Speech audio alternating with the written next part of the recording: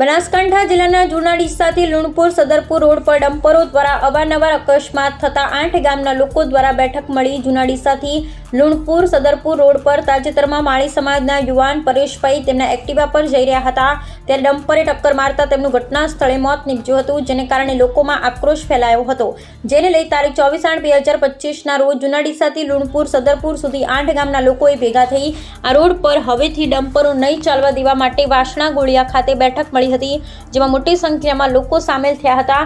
આગામી મંગળવારના દિવસે 8 ગામના લોકો ભેગા મળી ડીસા પ્રાંત અધિકારીને આવેદન આપશે અને આગામી દિવસોમાં આ રૂટ પર ડમ્પરો નહીં ચાલવા માટે આંદોલન કરશે તેમ જણાવ્યું હતું। તેમજ 2024માં પણ બનાસકાંઠા જિલ્લા કલેક્ટરને પણ રજૂઆત કરેલ છે તેવું પણ મીડિયા સમક્ષ જણાવેલ રીતિભરી ડમ્પરો બેફામ દોડી રહ્યા છે, તંત્રે તાત્કાલિક તપાસ કરાવવાની જરૂર છે। બિન અધિકૃત અને અધિકૃત કોઈ રોકટોક વગર બેફામ દોડી રહ્યા છે।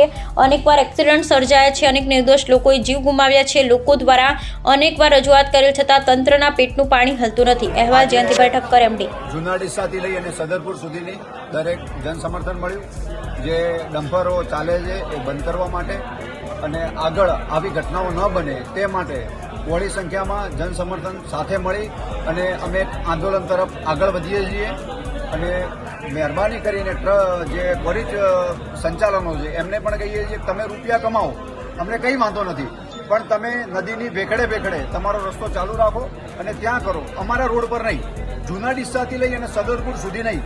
મહેરબાની કરી અને ક્વોરીવાળા પણ આ આંદોલનમાં અમને સમર્થન આપે એવી અમે દરેક ગામજનો એવી એમના જોડે પણ આશા રાખીએ છીએ અને સરકાર જોડે પણ, અને અહીંના જે અમારી પબ્લિક છે એના ઉપર પણ અમને પૂરો ભરોસો છે, અમારી સાથે છે, અમારે સરકાર પણ અમારી સાથે છે અને અમે એક જન આંદોલન તરફ આગળ વધી રહ્યા છીએ। અસ્તુ ભારત માતા કી જય।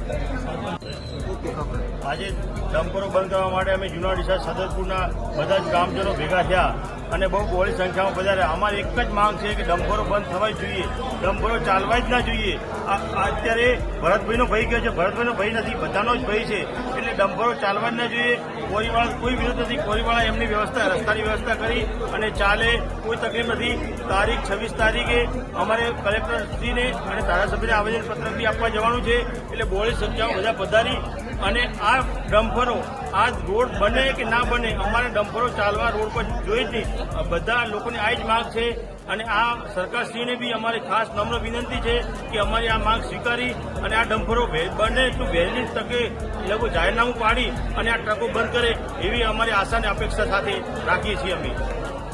8/2025ના રોજ જે એક દુઃખદ ઘટના બની, પરેશભાઈ માળીની, એ મારા મોટાભાઈ, માત્ર ને માત્ર આ ડમ્પરોના લીધે કે જે જૂના ડીસાથી સદરપુર જે રેતી કોરી ભરીને ચાલે છે એ કોરીઓમાં અમે આગળ પણ 2024માં લેટર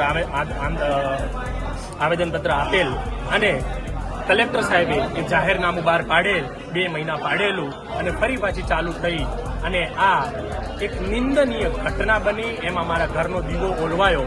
પણ હું તંત્રને એક જાણ કરવા માંગુ છું અને અમારા સથવારે આવો, મારા ઘરનો દીવો ઓલવાયો છે એવા અમે આજે 8 ગામ ભેગા થયા હતા। એ 8 ગામના લોકો એક જ સમર્થન આપ્યું છે કે હવેથી આ રોડ પર અમે ટ્રક નહીં ચાલવા દઈએ, નહીં ચાલવા દઈએ ને નહીં ચાલવા દઈએ। બસ હું એ જ કહીશ કે એમને ચલાવી હોય કોરીઓની ટ્રકો તો નદીમાં ચલાવે, એમનાથી એમને કોઈ ઓબ્જેક્શન નથી।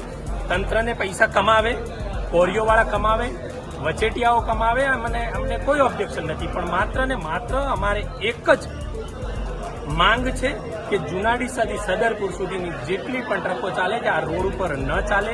નદીમાં રસ્તો છે જ નથી, એવું નહીં, નદીમાં રસ્તો છે જ। તમે મેપ સાથે અમે તમને હું એસડીએમ સાહેબને મંગળવારે અમારે આવેદનપત્ર આપવાનું છે, તો સૌ કોઈ ગામવાળા આવો અને આપો અને જોડાવો આંદોલનમાં કે બીજા કોઈના ઘરનો દીવો ન ઓલવાય। અસ્તુ।